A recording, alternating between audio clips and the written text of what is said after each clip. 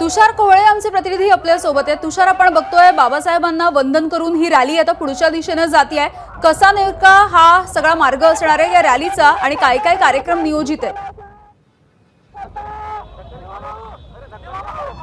निश्चितच डॉक्टर बाबासाहेब आंबेडकर यांच्या स्मारकाला अभिवादन केल्यानंतर देवेंद्र फडणवीस हे याच हेडगेवार चौकामध्ये जिथे हेडगेवारांचं भित्तिचित्र लावलेलं आहे इथे येणार आहे। ते हेडगेवार यांच्या स्मृतीला अभिवादन करणार आहे। इथे आपण बघू शकतो की भारतमाता यांची प्रतिमा देखील ठेवण्यात आलेली आहे। त्यामुळे जे संघाचे संस्थापक आहे, संघाचा जो एक विचार आहे, जे देवेंद्र फडणवीस यांचे प्रेरणास्थान आहे, त्यांना नतमस्तक होऊनच देवेंद्र फडणवीस यांच्या रॅलीला सुरुवात होणार आहे। आणि हा जो विमानतळाचा टी पॉइंट आहे, या टी पॉइंटवर देखील आपण बघू शकतो की मोठ्या संख्येने कार्यकर्ते हे इथे त्यांच्या स्वागतासाठी आहे। आपण काही कार्यकर्ते त्यांना विचारूया, काय भावना आहे? तुमचे मुख्यमंत्री पहिल्यांदा नागपूरमध्ये येत आहे। आमचा जो जोश आहे, आमचा जो लाडली बहीणचा जोश आहे, प्रथमच शपथविधीनंतर माननीय देवेंद्र फडणवीस साहेबचा इथं जल्लोष होऊन राहिला, जंगी स्वागत होऊन राहिला। त्यांच्या स्वागतासाठी आज आम्ही आमचे प्रेरणास्थान असलेले परमपूज्य डॉक्टर हेडगेवार चौकात इथे आम्ही जमा झालो आहे आणि इथूनच आमची पुढची रॅली अजून समोर जाणार आहे। माननीय देवेंद्र फडणवीस साहेबांचा जल्लोष आणि जंगी स्वागत पूर्ण नागपुरात एक इतिहास म्हणून साजरा करण्यात येणार आहे। आपण इकडे विमानतळाच्या बाजूला जर का बघितलं तर इकडे बघा रस्त्याच्या दुतर्फा आपल्याला पूर्णतः कार्यकर्ते पाहायला मिळतात।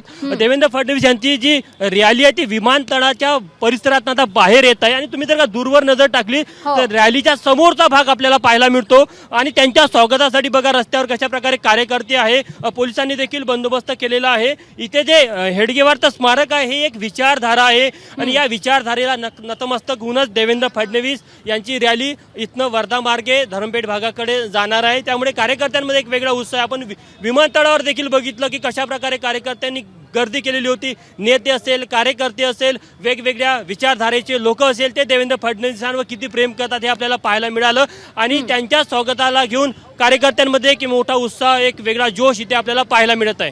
अगदी तुषार, असे सोबत राहा, पुन्हा एकदा रॅलीमध्ये जाऊयात। ही रॅलीची दृश्य आपण दाखवतोय। डॉक्टर बाबासाहेब आंबेडकरांच्या या पूर्णाकृती पुतळ्याला अभिवादन केल्याच्या नंतर आता ही रॅली पुढच्या दिशेने सरकते। नागपूर विमानतळ ते धरमपेठ निवासस्थान, जे नागपूरमधलं मुख्यमंत्री देवेंद्र फडणवीसांचं निवासस्थान आहे, तिथपर्यंत ही रॅली असणार आहे आणि ठिकठिकाणी त्यांच्या स्वागतासाठी मोठी तयारी केली जाणार आहे। याच नागपूरमधल्या विमानतळाच्या परिसरामध्ये डॉक्टर हेडगेवार यांचं स्मृतीस्थळ आहे आणि इथे हेडगेवारांचं भित्तिचित्र आहे। त्या ठिकाणी जाऊन आता देवेंद्र फडणवीस हे पुन्हा एकदा अभिवादन करतील, वंदन करतील आणि त्यानंतर खऱ्या अर्थानं आपल्या कार्यकर्त्यांच्या सोबत आणि पदाधिकाऱ्यांच्या सोबत या रॅलीला पुन्हा एकदा सुरुवात होईल। तर मोठी गर्दी झालेली आहे, कारण देवेंद्र फडणवीस हे मुख्यमंत्री झाल्याच्या नंतर तिसऱ्यांदा मुख्यमंत्री झालेले आहेत आणि आता मुख्यमंत्री झाल्याच्या नंतर ते पहिल्यांदा नागपूरमध्ये येत आहेत। त्यामुळे नागपूरकरांचा एक वेगळाच जल्लोष आहे। देवा भाऊ असे पोस्टर्स आपल्याला संपूर्ण नागपूरच्या या परिसरामध्ये बघायला मिळत आहेत। तर भाजपचे झेंडे सुद्धा रस्त्यांच्या दुतर्फा लावण्यात आलेले आहेत। अगदी काही क्षणांपूर्वी देवेंद्र फडणवीसांनी डॉक्टर बाबासाहेब आंबेडकरांच्या पुतळ्याला अभिवादन केलं आणि त्यांनी प्रतिक्रिया सुद्धा दिलेली आहे। पार्टी को इशारा दे रहे हैं। एबीपी माझा, उघडा डोळे बघा नीट।